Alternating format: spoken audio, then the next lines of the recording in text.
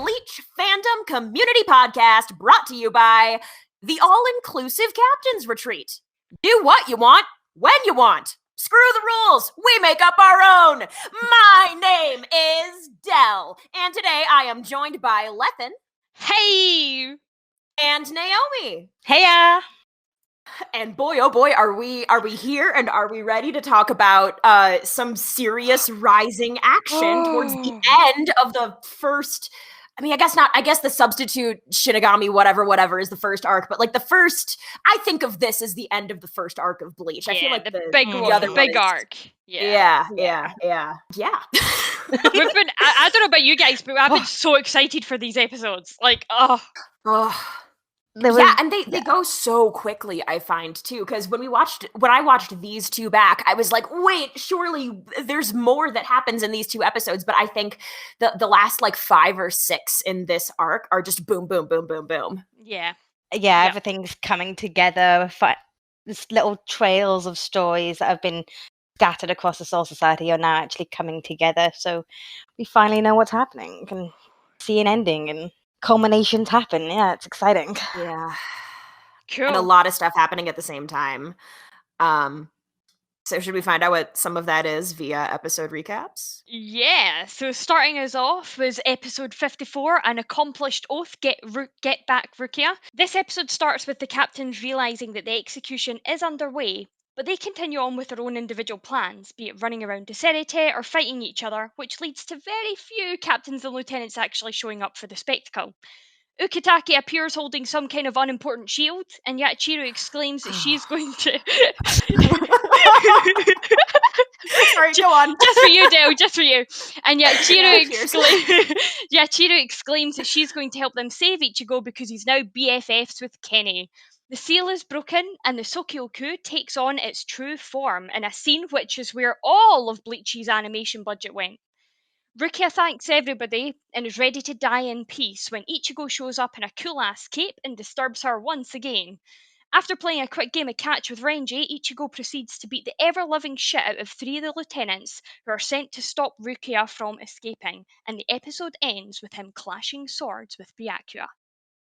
Which leads us directly into episode 55, The Strongest Shinigami, Ultimate Confrontation Between Teacher and Students.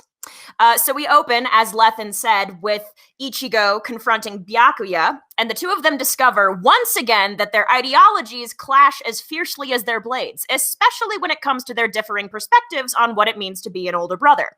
Meanwhile, Ranji sprints away from Sokyoku Hill with Rukia clutched in his arms, and it seems like his words might just hit home when he asks Rukia to share at least a few of her many burdens, letting them rest on Renji's and Ichigo's shoulders for a change, instead of bearing them all on her own. Meanwhile, Captain Soiphone of the 2nd Division starts to go ham against almost all of the lieutenants and third seats present until she's intercepted by none other than Yoruichi. After which Captain Unohana of the 4th Division steps in, scooping up as many casualties as she can in the belly of her Shikai. Yes, you heard that right, and flying them back to safety. And meanwhile, Head Captain Yamamoto confronts Captain Kyoraku and Captain Ukitake, making it clear that he is both angry and disappointed. Kyoraku leads Yamamoto and Ukitake to an isolated place where they can cause all of the collateral damage they damn well want, probably, instead of getting subordinates caught up in the mix. All 3 of them eventually draw swords, and though Kyoraku and Ukitake attempt to reason with their mentor, Yamamoto insists that the time for words is over, rips off his shirt like the boss grandpa he is, and, oh right, casually goes Shikai. And we are left on that cliffhanger at the end of 55. There's so much that happens. Oh my god, I know. 55 was like split screen mania until the last, 8 to 10 minutes. I totally agree. There's so much happening. I was wondering actually how you would bring about the episode recap on that, just because there's so many different It was points hard. of That view. might be the longest recap I've done. Yeah, there was a lot to cover. Yeah. Rightfully so, though. So, episode 54 then. I mean it when I said I do genuinely think all of Bleach's animation budget went into the moment the Sokyo-ku was about to hit Rukia. Did you see the animation, like, of her crying? How beautiful that was? Oh, like the whole light shining. I mean, yeah, okay, I may have described the Hogyoku as a huge Ho-Oh phoenix. The Sokyo-ku? The Sokyo-ku. Yeah. I don't know how to say words. Go back. I know they're very similar. So yeah, Sogyoku? Sogyoku. Yeah, that thing. That'll do. That'll do. The Ho Yeah. it's a Ho-Oh phoenix, like the Pokemon Ho-Oh. So as I've thought of a phoenix as well, I actually took that down in my notes. And then I was wondering, is that symbolising something that we've got coming up? Is that like I mean, well, a phoenix symbolizes rebirth, so the audience can take that as they will. Yeah. That's like the only other place of very overt phoenix imagery in Bleach is much later down the road and is like not. Oh my gosh, I take it back. Okay, you know what we're going to do is we're going to come back around to phoenixes and twins later. That's what we're going to do in the spoiler episode or something. I table that. Yes, perfect. But it could also be, I guess, a little bit of a symbolism of Ichigo's rebirth with his like power that he's now got, because there's no way that before this he could have been able to stop something that had the power of 1,000,000 Zanpakuto. And now he's just stopping it with ease. Yeah. You know what I mean? Oh, I have theories about that, because it's like, yeah, okay, this thing has the power of what, 10,000 Zanpakutos? Is it not 1,000,000? Or did I get The that wrong? subset 1,000,000, but it's unclear to me whether that was a literal number or just the hyperbole indicating that it's a very large number. Yeah. So I wonder, like, is he that strong, or is, because I mean Rukia is pretty weak anyway. She's just spent this whole entire time in this tower that's sapping away at her spiritual pressure. She's given all of her spiritual pressure to Ichigo. So did the Sogyoku, that thing, anticipate that and not go in at full power? So Ichigo stopped him, but then when it reared back and going in for the second one, would Ichigo have actually been able to prevent that attack had Ukitake not gone in with the shield? Because that second attack was a lot stronger, because it's anticipating that, you know, he didn't go in full power. Ichigo stopped it. He's like, okay, I need to up my game now, going in stronger, full force. Would Ichigo have stopped it? That was my reasoning, because I don't feel like Ichigo could be that strong with the force of 1,000,000 Zanpakutos. He's the main character. Like, he'll be as strong as he needs to be to defeat any enemy that gets put in his path. Sure, but narratively speaking, failure is a part of growth. So even though he is the main character, so if this execution narratively were supposed to go forward in a successful way, Ichigo's failure would have led to some other storytelling device that would have been useful. My thinking with regard to that question, Naomi, is that it hinges on what about Ichigo or Ichigo Zanpakuto stopped the descent of the Sokyo-ku in the first place. Because we've heard that the Sokyo-ku is made up of the power of a lot of Zanpakuto, and we know that there is a device in the universe, at least one, that can completely take down that power, and that's the shield that we saw Ukitake and Kyoraku use together later in the episode. So there is a power that is not a Zanpakuto that can counteract the power of the Sokyo-ku. And yes, so the question I pose is, was it in fact Ichigo's blade that stopped the descent of the Sokyo-ku, or was it something else in that equation?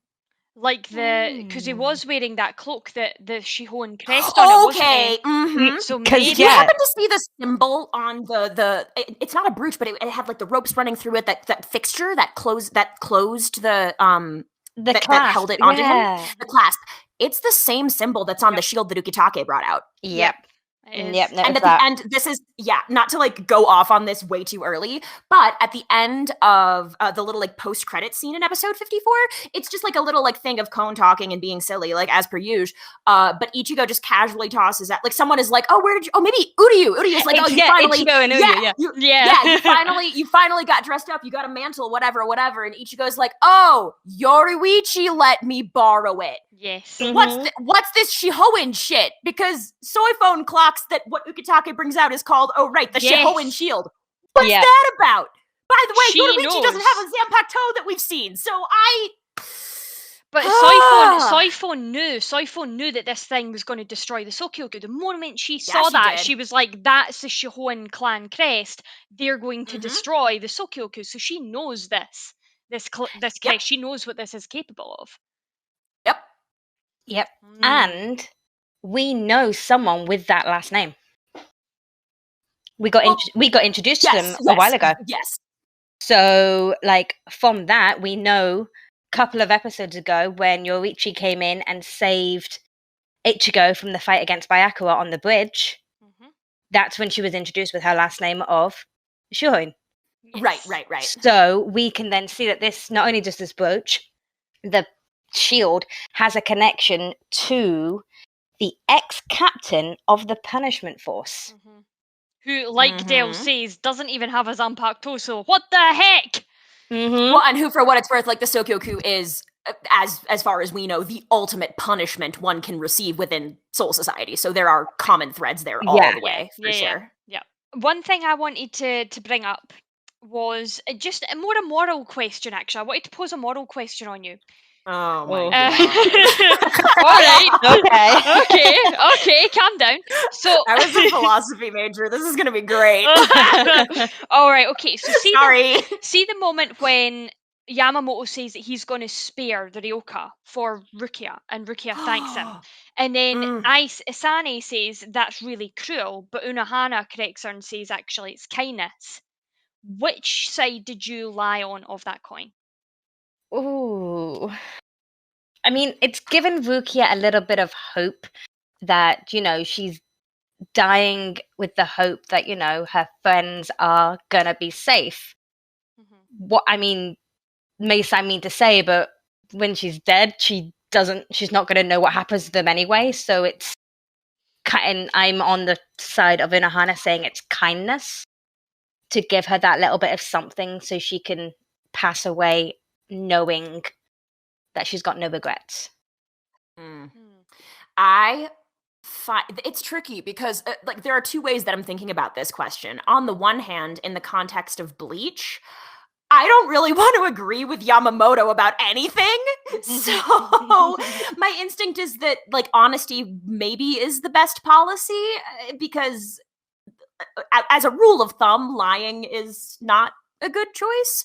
However, if there were somebody I were close to who were dying, who needed reassurance, I think I would tell the lie to them. If I put myself in the situation, not that Yamamoto's, like, I guess I'm imagining this person being a friend. If, like, one of my good friends were in Rukia's situation and I could reassure them, I probably would, Yeah. I think if I was looking at it from that point of view, if it was a friend or somebody close to me who was asking for reassurance and I knew that it was going to help them pass on peacefully, I would give them the white lie. But I also understand where Asane is coming from because I'm somebody that does completely agree with being honest. It was an interesting one that when it popped into my head, I was like, I have to bring this up on a podcast and ask you and see what you think. Yeah. I wonder whether that was actually an opportunity to show Asane learning from Unohana more than anything else. Yeah. Because if you think as well that sorry, go ahead. No, I was just saying that if you think as well that Unohana is coming from that medical background, Exactly. Those doctors, they're having to face that question on a daily basis. Are they giving reassurance to their patients, helping them pass on if they're not going to make it through whatever ailment they have?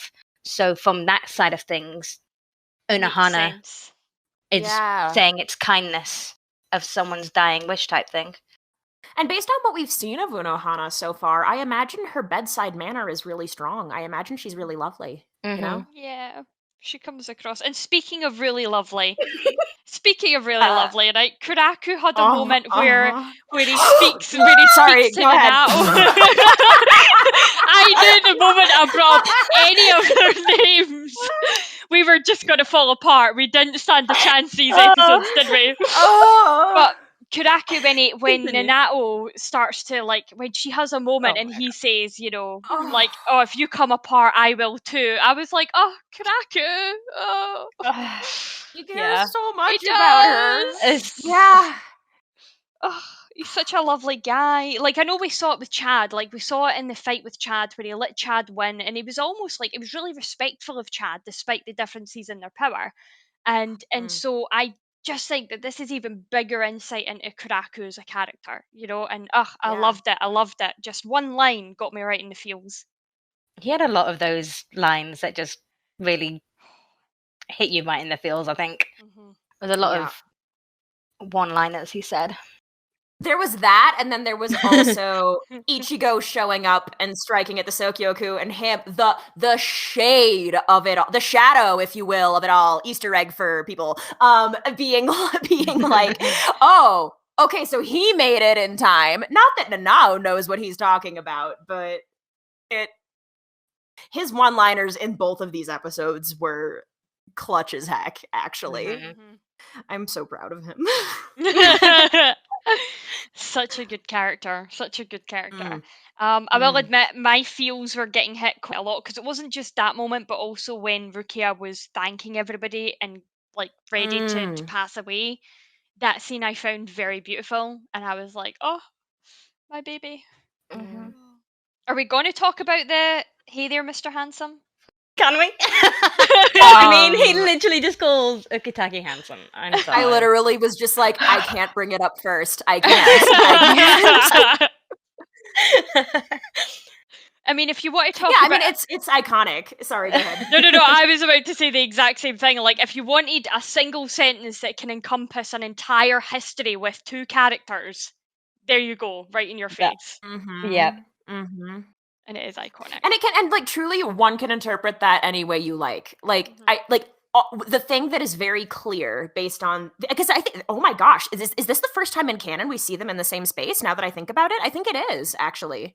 I think it is actually. Yeah. Yes, I think it is. Ukitake's not been well enough to go to any of the captain meetings until now. He's also been busy. Defensive.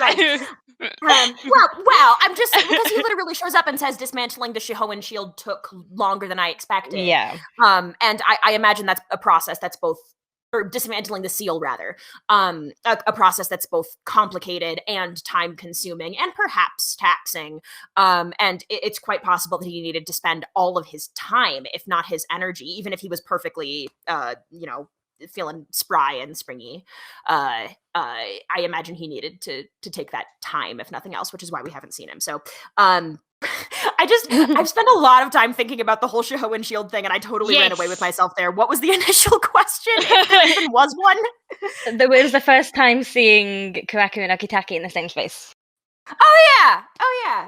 The Hey there, Mr. Handsome. It's clear that they're close. It's clear they're tight. And I mean this in all sincerity. Like, ship it or don't, and they are close. They are really close to each other. They know each other well. They care a lot about each other, and that is so clear in 2 seconds. And can we now come to the Shihoan shield? Like, why does Ukitake have it in his living quarters, and why is he the one breaking the seal on it? Well, one of my default answers to that is that it requires complex keto, and he is one of the only keto masters who's going to be on the same side as anybody opposing the execution. True. That's very true. But you also have a whole company dedicated to keto. But they would be on the other side, wouldn't they? They're the ones that's the crux of it. Yeah. So I was also thinking, was this like a Naomi-esque big brain Among Us play by Yoruichi, in the sense that, did Yoruichi know that Rukia, who is in Ukitake's squad, was going to be potentially put to execution ergo, she left the shield with him, should that ever be a thing that he required. Possibly. Mm-hmm. I also, I guess, I have other theories about this, but we haven't seen Ukitake Zanpakuto yet, so I don't want to name those theories here. There is some pivotal Ukitake stuff that I think makes him uniquely qualified to deal with both the Sokyoku and the Shihoin shield. Cool. But straight up, some of it is final arc stuff, and some of it has to do with his Zanpakuto, which we haven't seen in any of the animated arcs yet. So. My thoughts tie into the last arc as well. So Yep. So that's going to be like a really distant pin, then, right? We're going to put a pin there. Well, I'm not going to forget about way. Guarantee. I mean, it's not too far. I'm meaning the last arc that's been animated, at least. My theory ties into the final arc, arc, like the manga only 1,000-year Blood War thing. Mine comes first then. Okay, well, good for you. Well, yeah. That was funny. So that's interesting. So that's just food for thought for the audience members then. Something to keep an eye out for. The only other point I had for this episode was literally Ichigo throwing Rukia at Ranji. Yeah. Oh my god, brilliant moment. It's so fucking good. I forgot about it until it was about to happen. Yeah. But you can just see the friendship and the trust that they have. Like the trust Ichigo has in Renji to be able to catch Rukia. And they've only met, 2 days ago. And before that, they were fighting on opposite sides. So it just goes to show what kind of character Ichigo has and how trusting he is of Renji, that they're both on the same side now, that he would toss Rukia like a burlap sack and throw her down to him. Either that, or he's like, he did some quick math and was like, Renji's reflexes can handle this. And there we were. So good. Oh my god. You want to talk? This episode was full of a lot of iconic moments, actually. Yeah. I mean, not only that, but we got 3 more Shikais. Yes. Oh my god, I know. They were fucking useless, but we got them. They were. I mean, I do feel kind of bad for these 3 lieutenants who just got beaten up by a gingerhead what's-it with nothing but a fist. It works because what's-it's a ginger, if you know what a what's-it is. Oh, it's a joke for the British audience, I think, isn't it? He's such a what's-it. I'm so using that. It's like a Cheeto for the Americans, right? Yes. Cheeto's the equivalent. Oh, I do know what that is. Yeah. Okay, got it. It's like a smaller Cheeto. A smaller Cheeto. So yeah, these 3 poor lieutenants just went Shikai and then just got beaten up by Ichigo, and it's kind of a shame. Ichigo straight up punched Sasuke, I think. Right through his, but he punches, who is it he punches through? Omaida. That's it. Yeah. Omaida, oh my god. Omaida's got this huge, big, mace thing, and he just shatters the mace. It doesn't even use his Zanpakuto. It's just sitting there, Morisane never stood a chance, bless her. No, she didn't. No. I think he recognised that. That's why he just pushed her away. He was like, you go over there now. Yeah. Yeah. Part of me wonders as well, did he push her away because Byakuya was on his way over? Part of me is also like, maybe he just shoved her flying to also just get rid of her, because I was like, yeah, you're in danger. Byakuya looks like the type of person to just mow down people of his own team just to get to Ichigo, so he was pushing Asane out the way to protect her from Byakuya's wrath. We'll go with that. Because let's face it, Byakuya totally would. I mean, he's put his sister up for fucking execution. Either that, or frankly, would he deign to draw his blade against someone like Asane? I'm not convinced he would. No, but if she gets caught in the crossfire, I don't think he would care. Oh, right? yeah, she's fucked. She's fodder as far as he's concerned. Bummer. She doesn't deserve that. No, she's such a good character. Ugh, she's so sweet. She's lovely. She's capital G good. She also, I just want to acknowledge, this is a thing that I think is revealed in 55, but her last name we do get over the course of these 2 episodes, and it is Kotetsu. So she and Kiyone of the 13th Division, they are family in some capacity, and I don't want to say any more than that. But I guess we've already gotten that from Soul Society. Like, people tend to Yeah. choose their own families, so they're like Mhm. they're chosen sisters, and I love that for them. I think it's very sweet. Yeah. Yeah, Very it's cute. And also the fact that the translation of Isane's Zanpakuto is ice. It's frozen, so it's got that ice element as well, which may explain why Lethan likes it, because Lethan likes the ice types. The ice queen. That's all I'm saying on that. more on that to come. And yeah, that was all my notes for this episode. So yeah, and my notes are there's a lot of exclamation points and underlines, and I've written down here Ichigo is a bully. Oh, I had one thing. Go for it. If we go way back to the beginning of this episode, we see Yachiru she's got a Zanpakuto at her hip, and I don't think we've seen that before. I just wanted to acknowledge that. It's so cute. It's so small. It has wheels. Oh, I thought it was like a little flower. No, I thought it had wheels, and she drags it. Maybe it behind her. does. Oh, I don't My know. I have to Google a picture of this now. Yeah, it was cute. But like, yes, cute aside, it's like, okay, cool. We've seen this now, and I don't think we'd seen that before. So, oh no, they are wee wheels. They are little wheels. That's cute. It's like little training wheels. Oh, adorable. And then she just takes off at the speed of light, and you're like, oh wow. Also, that moment where she takes off and Orihimi's just like, thank you, Yachiru. I'm just like, oh, Orihimi, you're such a sweetheart. Mm-hmm. yeah. Like, I can't believe I didn't like you before this watch through. Like you're now you've really grown on me. Yep, that's all I have for 54. Yeah. Mm-hmm. And yeah, you know what? Manga and anime differences? Yeah, let's go. I was gonna say, yeah. There is nothing. The only thing that is different is that Lethan, you brought up Rukia thanking everybody, and they had like they had the little clips of everybody, and so it went through. She was talking, and they had like the little flashbacks, and then she specifically thanked people. In the anime, she doesn't thank Ranji. There was no it went straight to Ukitake running. What? Whereas in the manga, there's a clip of she thanks Ranji, and Renji's running towards the hill, and that's not in the anime. And I'm like, no, thanks Renji. Annoying. Yeah. Doesn't thank Ranji. Oh, he always gets the short end of the stick, poor boy. He does. I wonder if maybe that could have been the anime's way of trying to make it like more of a surprise when Renji shows up, more than anything. Like when he does show up, because we know that when we last saw him, he'd been defeated by Byakuya, right?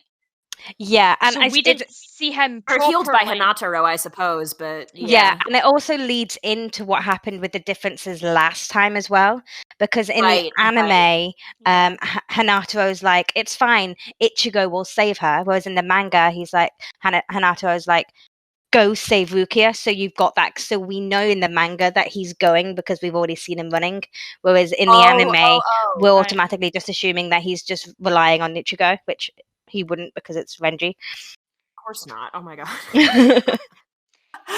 Okay, that makes sense. This brings to light something I want to cover in the spoiler episode, actually. A bit of information that JK gave us in the server regarding the club outside, Kubo's club. Yes. I would love to bring up in the spoiler episode, so yes. Stay tuned for that. Cool. Yeah. Sweet. Okay. You could say we've got some outsider knowledge.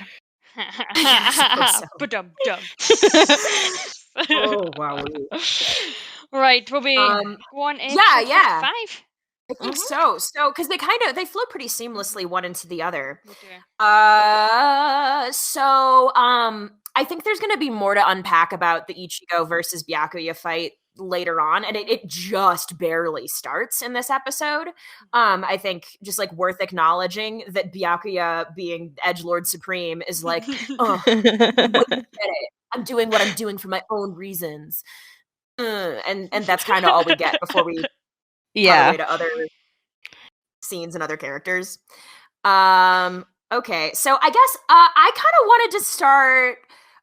We get that lovely moment of Rukia and Ranji running away, and Rukia seems I feel like she seems quite relieved that she was not in fact executed, despite the fact that she was resolved apparently before.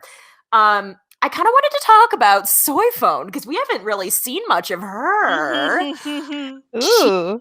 Her first impression. Well, okay, I forgot how ruthless she was in this first impression. She is brutal, yo.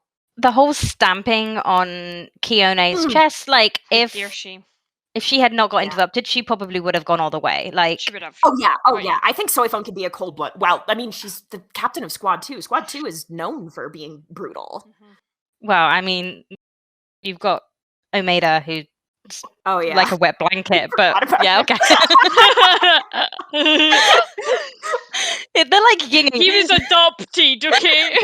They're like yin and yang. They are so complete, total opposites. I like that dynamic. It's a good dynamic, yeah. We do see a lot of that with the captains and lieutenants being polar opposites of each other, haven't we? Like Kenny and Yachiru, Toshiro and Rangiku. Like there's a lot of that going around, so. Nanao being so strict and adhering to the rules, and Kyoraku apparently being all lackadaisical. Yeah. Yes. Ugh, I love it. Yeah. Can I just cycle back real quick to the Rukia and Ranji, like, running away moment? Yeah, of course. Just because, like, I love this moment because it showed a lot of Rukia's character. Rukia, up until this point, has believed that she's altered Ichigo's life in a negative way, and she was blaming herself. She says that she was responsible for it, that she was sort of like, she deserved to effectively die for what she'd done to Ichigo. But when we see that flashback on Renji's point of view, Ichigo doesn't see it that way. He sees it as Rukia saved him, gave him this ability to be able to help save his family and his friends. He sees it as a positive thing. And I think in this moment when Renji talks to Rukia about it, she starts to see it from that point of view, which is something that she never considered before. And I think that just tells us a lot about Rukia's character. She's very selfless that way, where she's just like, or she puts a lot of the blame on herself, I guess. Yeah, I was gonna say self-critical. Yeah. Oh yeah. And I think, that speaks to the strong connection between Rukia and Renji too, because like it is very difficult once you've decided something about yourself. It is really, especially if it's something negative, it is so difficult to change that line of thinking. So the fact that Renji was able to get through to her speaks to the level of respect she has for Renji's opinion and the level of trust she has in Renji. Yeah, agreed. Yeah. It's maybe Rukia's got a tiny little bit of imposter syndrome happening. Oh, I'm sure she does. And you know what? I imagine Renji does too. Oh, yeah.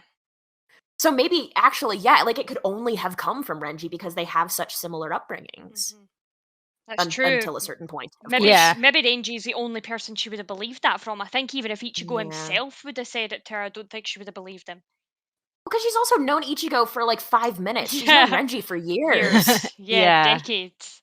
I got chills, by the way, when Yoroichi sorry, not Yoroichi, but I got chills when Kyoraku says, "Can't you feel it? There's somebody else on our way?" Yeah. And then, of course, we see who that is. But I was just like, this draws back, like, because he says that we've got another person on our side, on our way, like an ally.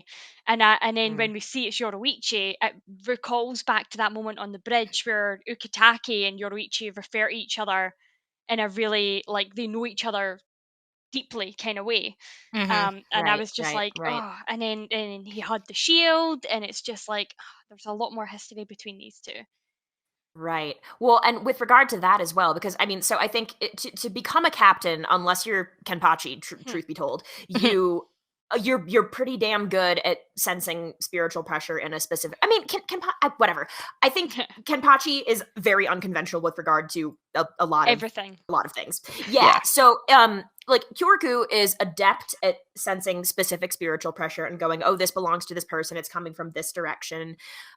Ukitake is supposed to be on Kyoraku's level. And so the fact that, I guess what I'm saying is, I thought it was quite, I was initially surprised that Ukitake wasn't able to sense that presence, especially since it's clear that he and Yoroichi know each other. Yeah. And even if it was Ichigo, that would have been surprising, because now we know that, like, Ukitake had that connection to Kaien, and Ichigo reminds him of Kaien, and there's all this stuff packed in there. So I was kind of like, I think Ukitake is maybe I think his emotions are strong enough in Yeah. this moment, and he's like stressed enough that he can't keep a cool head, and Kyoraku can do that and can balance him in that way.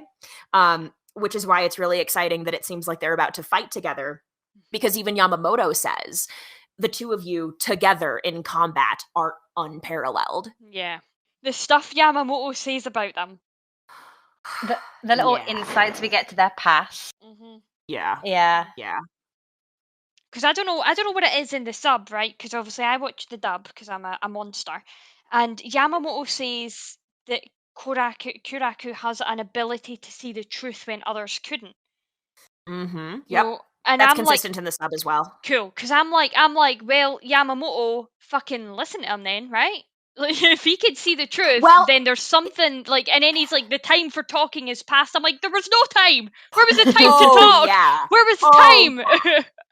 Okay, because at that point, like, the two of them facing off against Yamamoto, like, it is about, and I guess we've got this, I never thought about this parallel before, but we've got Ichigo and Byakuya up near the Sokyoku clash of ideologies, and then down, out of the way, somewhere else, you've got Kyoraku and Ukitake against Yamamoto in another clash of ideologies. The conversation that I picked up on this time that I had never really, like, really heard before until this watch through, so Yamamoto is like drawing his sword. He's like getting ready to fight. And he says, oh, you guys really intend to fight me without releasing your Shikai. Kyoraku's like, well, do we really have to fight? Mm-hmm. And Yamamoto says, I've taught you that I will not forgive anyone who defies justice. Kyoraku responds by saying, yes, you also taught us to carry out our own justice. And then the crux of it is Yamamoto says that the justice of the world effectively supersedes what he calls your own justice. And then Ukitake fires back, okay, if that's true, then what even is the justice of the world? Yeah, and so who you've got that? like, oh my God. Like, Yamamoto is like, this is the law. This is what I laid down. This is what will happen. I decreed that this is going to take place, and therefore it will take place. And then you've got these two, like, not that they're young, but compared to Yamamoto, younger upstarts going, hang on a second, the law of the land maybe ain't it, so can we talk about that? And then when like, it's not exactly an okay boomer moment, but Yamamoto gets his panties in a bunch about it, then they're like, well, okay, we tried to have a conversation. And when that's exactly it. Like, Ukitake says, okay, well then what is the justice of the world? That's the point when Yamamoto goes, the time for words is over, and takes off his shirt. Like, Ukitake's question is too good and doesn't have an answer that Yamamoto can articulate verbally, so he draws his sword. And it's so surprising to me that he draws his sword on people, or on guys that he said, you're like sons to me. And I'm like, where was the fucking time to talk, Yamamoto? Listen to your sons. Maybe they carry wisdom. Yeah, he's very much draw swords, ask questions later. I mean, he probably wouldn't even ask questions later. He'd just draw swords. Well, yeah, it's like, it is fully that thing of like, okay, millennials, go to college, or go to uni, like whatever, like go get an education. And then we do, and then we come back and we go, hi everyone, we're liberal. And then the older generation is like, what? Yeah. Why don't you have a finance job? And Kyoraku goes, I don't want one.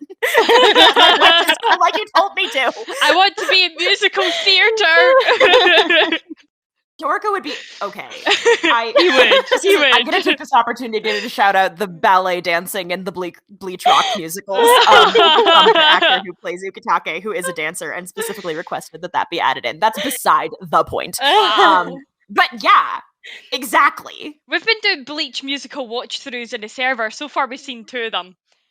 Oh, they're great. They're great. There are also some really awesome behind-the-scenes little moments and stuff. And whatever. Someone made a montage of all the times the actor playing Ukitake like surprises the actor playing Rukia with nice little, like, either holding the elevator for her or like giving her a hug, or like, my heart can't handle it. It's the best. He seems like the nicest guy, which is reflected in the character that he's playing. Yeah, he was cast well. They all were. They were. Wow. So I guess we're at the point now where we're starting to see some of the cracks in the structure of Soul Society. We've said several times on this podcast that there are elements of bureaucracy and politicking and organization that leave a little to be desired, but this is the first time that we're really seeing any major consequences. Oh, also, this may have been, in fact, I think this was in episode 54. I wanted to acknowledge that when Ukitake first emerges with the shield and is like, oh, sorry, it took me a long time, sorry, I'm running late, whatever, he names our appeal to Central 46 was denied. So they tried to go through the proper chain of command, and the chain of command said no, because the chain of command sucks. There's a ruling body that seems to be more on the side of Yamamoto's ideology than on the side of the ideology of Kyoraku and Ukitake and presumably Ichigo. I think we can take it for granted. And Toshiro as well, because Toshiro says that he's going to go and try and appeal directly to the superiors as well, didn't he? Yeah, they're all taking matters into their own hands because justice has failed them, so they have to do it themselves, Try to do something according to the rules, and then the rules continue to be fucked up, and so what choice do you have in this world but to draw your sword? Even if it is against a mentor who you love, you know? I have in my notes here, what the fuck is Unohana Zanpakuto? Question mark. Oh my god. It's a flying whale that, spits on people. So I'm like, is it a stingray? Is it a mantis? Is it a alien? Is it? I don't think it's a mantis. I think you might mean manta ray. That's it. That's the one. That's the animal I was thinking of. A mantis is something different. Oh, that's a little insect that eats. Yeah, that's right. Okay.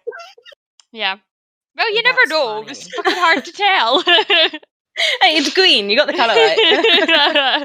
Thanks, Naomi. Cheers. You're welcome. At the end of that scene, Unohana turns around to Isane and says, "There's a place I would like to visit." And then she walks away. And I didn't notice that any of the other watch-throughs, but I've noticed it this time. And I'm like, oh, that's interesting. Yeah, I don't have that in my notes anywhere. I know we know where she's going because obviously we've seen it in the future. But right. At this moment, I didn't realize that this was the moment where she calls out, "There's somewhere I want to visit," and she says it with such a air of, "We are going here because we're needed in this general direction." And Isane's just like, "Okay," and she obviously follows her captain. So it's said with such conviction that she knows exactly where she has to go to find the answers that she needs. Yes, absolutely. You said it better than I could. Yeah, she's got that quiet power.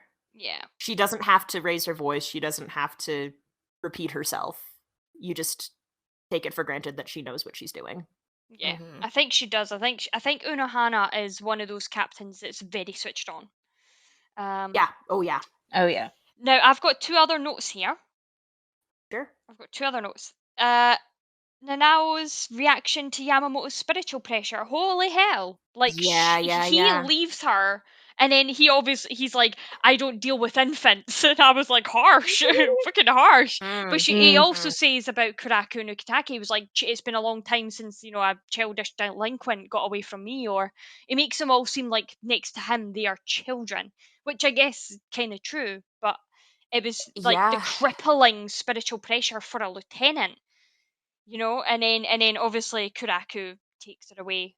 It was just so oppressive for her, and it just left her feeling so helpless that there was no way they could. She even before she got the stare and the spiritual pressure just came down on her. She was unconvinced they were going to win. And then she didn't want Captain Kyoraku to leave her alone when he went back because she didn't want her captain to get hurt because she knew there was no hope for him. Yeah, she was like, "There's no hope now. There definitely isn't." There's also, the fact that she accompanied them, because Kyoraku didn't bring her, she followed them, and then Kyoraku was like, "Oh, you're last." Oh God! Truly, the balance between those little lighthearted jokes and the true depth of caring that he expresses for her, it's a gut punch. It really is.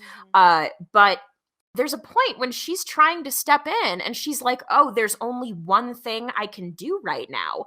Yeah. And she starts to reach into Hershey Hakusho, and I don't think we have seen her with a Zanpakuto at her hip or anything like that either. So, Yes. it's like today is the day of like all of the questions and pins that I'm gonna have to table for later, like much later. But I'm just like, oh, like you clearly worked out a solution. Well, like what? No, what were you gonna do to Yamamoto? What was your plan? Ooh. So good. And then Yamamoto, of course, his spiritual pressure. I wonder, just because, like, obviously up until this point, we've seen Yamamoto as kind of like really old. He looks very old. He looks very ancient. He walks with a staff, and he looks like almost, I don't know, it could just be the way he wears his Haiori, but he looks like he's got almost like a hunchback, like he's hunched down. But then when his spiritual pressure, when he starts to go Shikai and he starts to raise his spiritual pressure, it's almost equivalent to, what's that Quincy technique where the elders could move their body even long after their body. Oh, I can't remember the name of the Lord, I don't technique, know. but the audience will know kind of what it is Is that I'm that talking about. Ledge Still? Is that one? Or was that the other one? Oh. Could be that. Oh, the thing that Uryu uses to move his own Yes. arm when he's fighting. The puppet Yes. one. Yeah, that's I don't remember, but yes, I know what you're talking about. So I was wondering, just because like as Yamamoto is like bringing up his spiritual pressure, you see him like moving, like he's stretching his body out and he's moving his hands and things as if to think, as if he's working out kinks in his body, but he's using his spiritual pressure to help him with that. And I was wondering, maybe this is something similar. It's called for what it's Ran worth. So Tengai. That's it. Oh, cool. Yep. For what it's worth, I've had cannoned for a pretty long time that when Ukitake's physical body is betraying him and he can't use it the way he wants to, he uses his strong ability to manipulate spiritual pressure to keep himself moving and doing what he has to do. I think that's part of what happened in the flashback episode with Kaien, for example, because he was like not looking so hot, but still was able to run through the forest and stuff. I think there's a lot to that. Yeah. And now I'm like, oh my God, he could have learned that from Yamamoto, and that could be why Yamamoto was like, oh my God, I'm gonna let this like sickly young boy into the academy because I know I can teach him how to do this and this and this. And that's a good point. I like that. Yeah. That's pretty cool. I like that as well.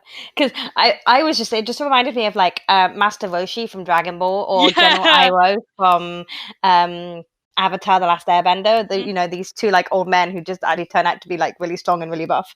Yes. That was my thoughts. I was like really super strong buff Dumbledore. Manga and anime differences then? There was like literally no differences other than the fact that in the anime we saw Soifon and Yoichi run away. The manga goes into a little bit more detail in that.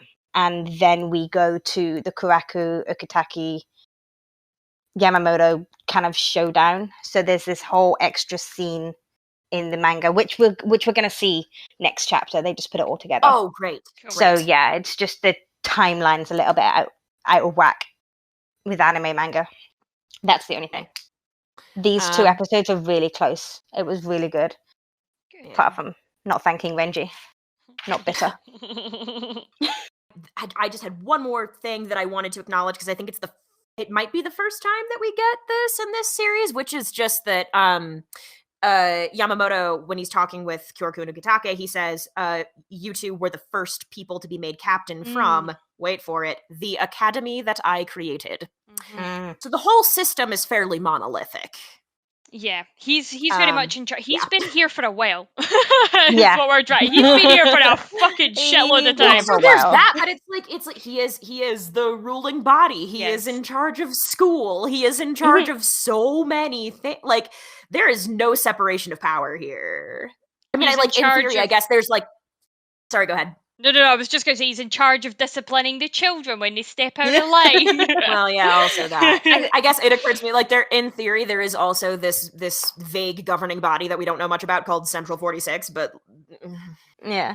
So do you think, though, if he has been, head captain and done all these things for so long, Yamamoto has gotten a little bit complacent so that when people actually are kind of facing up against him, he's like, wait, what? You don't agree with my stuff? Well, then let's fight about it because the I'm only gonna way he win. knows how. Yeah. Yeah. Right. Yeah, very much like my way or the highway, and I can squish you. Yeah. It'll burn you up. Yeah. Barbecue. Yeah. Oh man. I also want to confirm that the fandom wiki says that Unohana's Minazuki is a manta ray with one eye. Oh, So yay! there's that. So I was close. I said mantis, You but I were quite meant, close, I yes. meant a manta ray. Yeah. Yeah, a praying manta ray. Yeah. Praying spelled with an E though, because it's gonna get you. I guess I just had one more thing because I always think it's really funny. The part when Kyoraku takes Nanao away and sets her down and sort of comforts her before he goes back to the fight. I'm always like, okay. So Yamamoto and Ukitake were just like standing there together for a couple of minutes. I'm like, what was happening in that time? And like, I do earnestly imagine that Ukitake tried to reason with Yamamoto more, but I'm also like, oh, how nice. You guys just stood there and waited for Kyoraku to come back. Yeah. Yamamoto did say though that his Flashstep had gotten very good, that he was was able to quick, cover yeah. such distance in such a short period of time. Yes.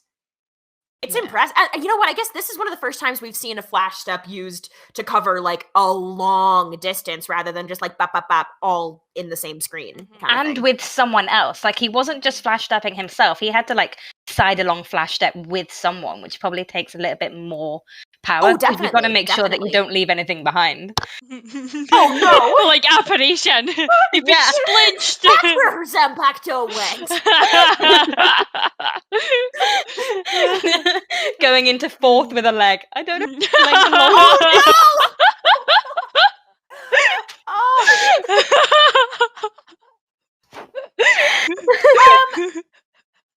On that note, unless we have anything else, do we have anything else? No.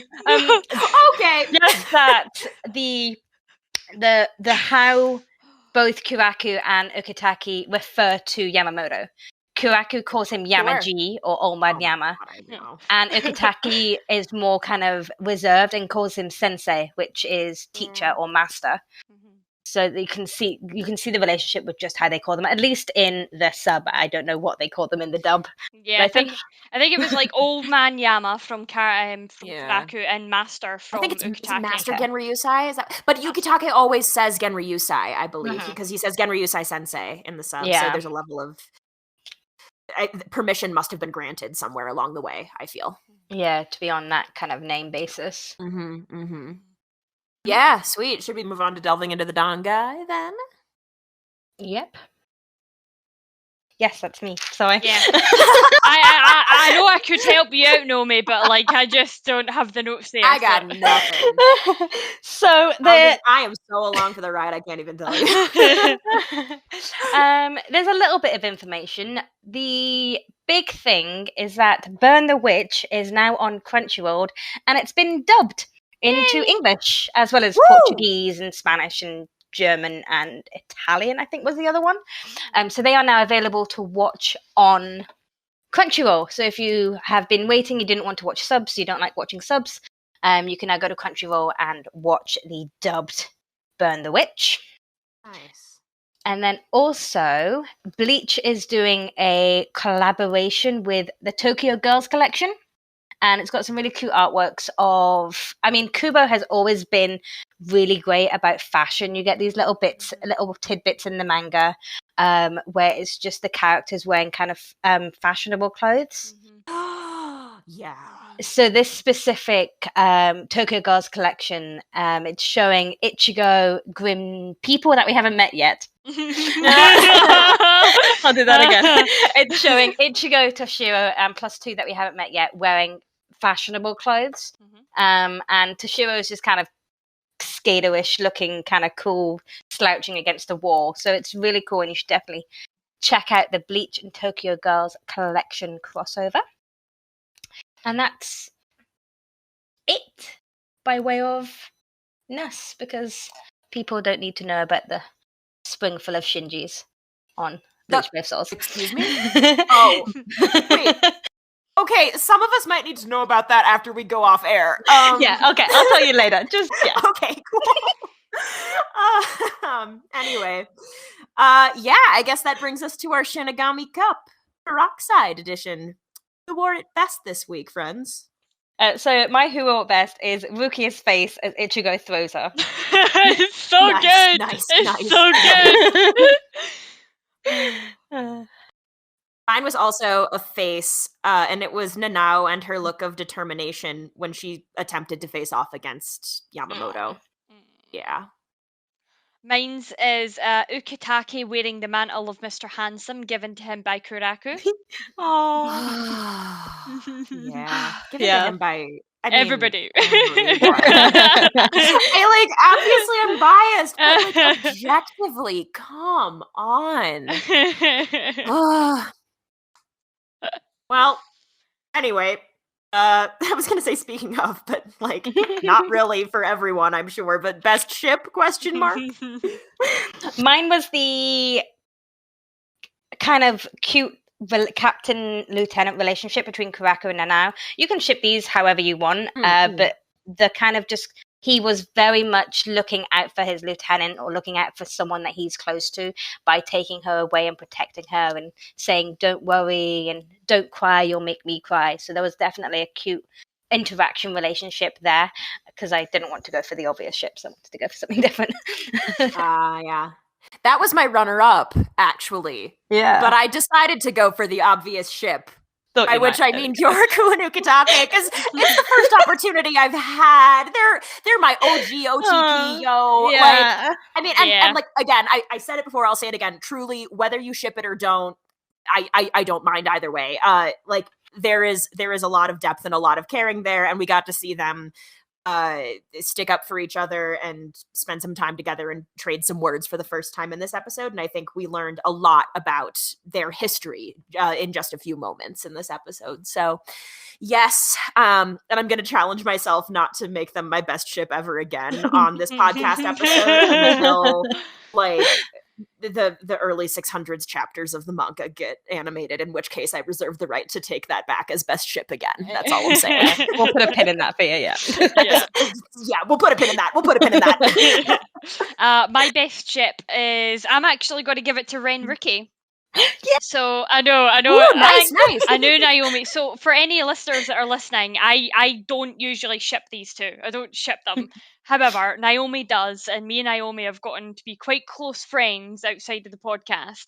And she's opened eyes, and I've been paying attention a lot more this watch through for them as a potential ship. And I just thought that the moment of them running together and the way that Rukia relied on Ranji and the things Ranji was saying, and the little smile he gives, and it was just all very cute. But I would also like to give a special shout out to Ichi Ren Rookie for that sensational game of catch. Ooh. They'd make a very good Quidditch team together. All right. And that brings us to our double take. Okay. My double take is Unohana has a sword that eats people? ? Mm-hmm. Yum. Oh, yeah, I guess that's me. Mine, we've discussed it already, but mine was the moment of Ichigo just casually tossing out in that post-credit scene that he borrowed his cloak from Yoruichi. Yeah. Okay. It was also Uryu saying as well, oh, now we're part of a club, and he was like, no, I want to give it back now. Yeah. So he also does ditch it partway through the episode, so. That was because he heard Uryu. I love how Uryu just comes back somehow for the end. Yeah. Yeah. My double take was Ichigo taking out 3 lieutenants without the use of his Zanpakuto, because it is always a moment that I go back and regularly rewatch because it's so epic. And then right up to the moment that he clashes swords with Byakuya. And of course you got that amazing music in the background for that whole scene.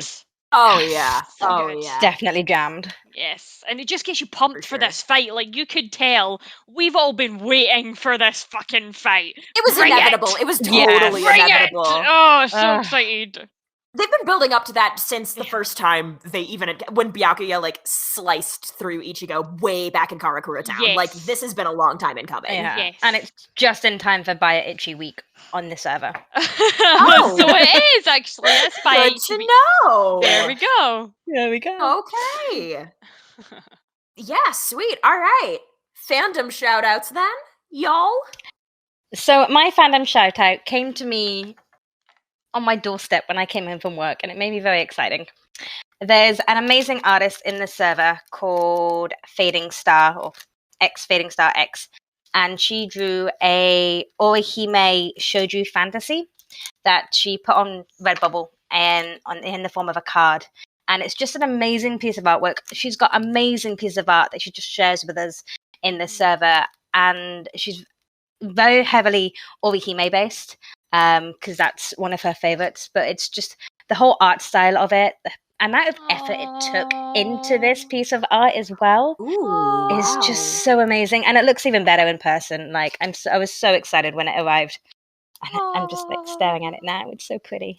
That's lovely. It's so good. Star is such an amazing artist. Like I know that she usually pops her stuff into the not safe for work section for Orihime and various other pairings, but her work is phenomenal. Yeah, That's so stunning. good. The shading is really lovely. I love and the Star, fantasy if you're element. listening and you want us to plug your socials, let us know your socials and we'll plug them for you. We'll pop them in the show notes regardless. Yeah. Yeah. Cool. Yeah, I've got a piece of art this week also. And actually it's sort of it's the whole Tumblr really, rather than this piece of art specifically, but this is the one that came across my dash and I was like, oh, I like this person's style. So the specific piece that I'm dropping in the chat is a little spoilery for the final arc. But there are other pieces of art on this person's Tumblr that are not spoilery. This person just has this really cool sketchy, fun way of drawing Shinsui. This is Coldspaghittieart on Tumblr, and we'll pop that in the show notes so I don't have to like spell it out for you here. Their blog actively says in the description, they say that they're looking for art friends, and they just posted something maybe last week. So this is a person who hasn't posted a lot, but seems to be active. And so I'm really excited about the idea of supporting an artist who could be newer on the scene and who is into Bleach and into Kyoraku. And there are some little sketchy Ukitakes throughout also. So if you don't want final arc spoilers, maybe don't look at this piece of art specifically, but the style is really cool, and you can kind of just scroll through their blog overall and get a feel for what they do. Sometimes they color things in, sometimes they don't, and I like everything that I've seen on their page. It's really cool. It's I love really them. Isn't it It's cool? It's like wet brush strokes almost. It's really nice. Yeah, it looks like it's like a digital sketch of some kind. I don't know. I don't art enough to be able to qualify what this is, but yeah. And I also like shout out especially to the way this person draws Shinsui's pecs. Like Shinsui's like just the right amount of thick in this person's style, right? So if you're a Kyoraku fan, and especially if you have read the final arc of the manga, well worth checking it out. So that's Coldspaghittieart on Tumblr, and we'll pop that in the show notes, like I said. Yeah. All right, mine's is a little bit different. So step right up. We have on Twitter, this is Carol, which is at bleachanti, and they did a best Gotai 13 division poll where they got votes in, and we have the results. So in 14th place with 87... Oh, wait, calm down, I've not said it yet. In 14th place. Did you say 14th or 13th? Yeah. We're coming to that. I can see where this is coming from. Yeah, I have a guess. But I will bypass a spoiler. I will bypass a spoiler. Okay, fair enough. Okay, yep. In 14th place, we have Squad 1 with 87 votes. Oh yeah, fuck those guys. Yeah, I agree. In 13th place, we have a squad that will not be named because big spoilers for final arc with 114 votes. Okay. They're 13th place? Yeah. And then in 12th place, we have Squad 7 with 119 votes. Oh, okay.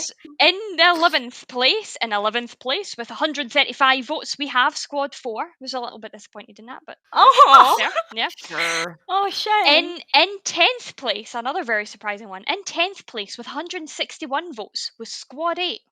What? Which is Kyoraku. I know, right? I expected that to be higher, but do much. It's kind of just the two of them. Oh, that's very true. I guess we don't get to see much of them, but maybe they would have been higher. Fine. In the 9th place, we have Squad 2 with 175 votes, so that's solid. That seems about right to me, actually. Okay.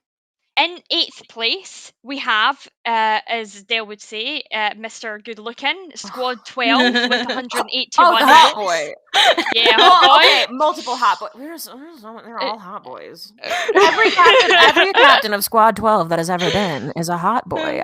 You heard it here first. Even if there are captains who aren't currently male identifying, and we can come back around to that later too. I don't even care. Everyone's a hot boy. We're all hot boys. Yeah, everybody's hot boys. They're all hot Everybody's boys. hot boys. Yep. In 7th place, we have Squad 3, which is Genichi Maru, with 185 votes. Then in 6th place, we have Squad 9 with 213 votes. So that should Squad 9 beat out Squad 3? Yeah, Oh, tell me about it. Tell me about it. I wow. think it's because of Shuhei. I think there's a lot of love for Shuhei on Twitter. Yeah, okay, yeah, that's fair. That brings us into our top 5. Who's ready for top 5? Oh my god. In 5th place, Naomi, shout out, Squad 5 Yeah, I was gonna say, is 5 number 5? That 346. feels, yeah, cool. Yes. I'll remember that.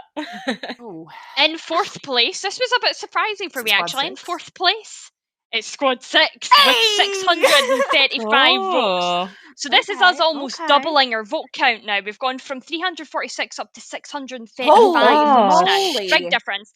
But that's not even the biggest thing. We've got another almost double on top of the 600 votes to 3rd place, which is 1,171 votes.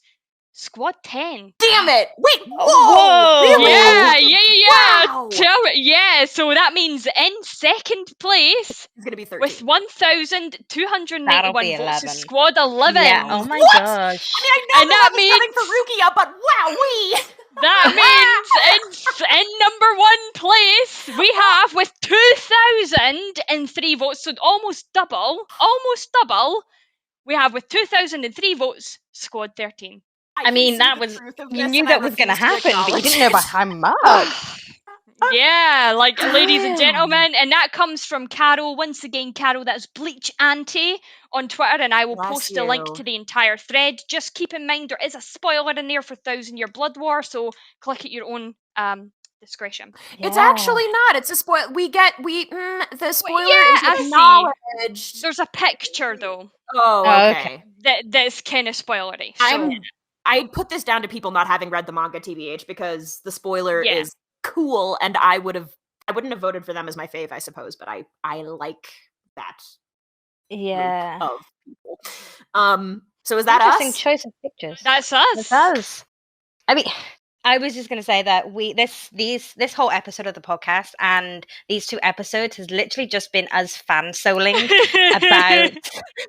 We've got Kyoraku, we've got Ukitake, we even added some Yachiro in for Shiki. So yeah, literally just been a whole this has been a fan souling episode. I love that, fan souling. That is our new word for our podcast. That is for us. I love that. I will say that I have fully adopted fangirling as a gender-neutral verb for myself, but fan-souling is a stunning alternative. I love that. Especially because we call our listeners souls, right? So it's all of us in this little podcast community.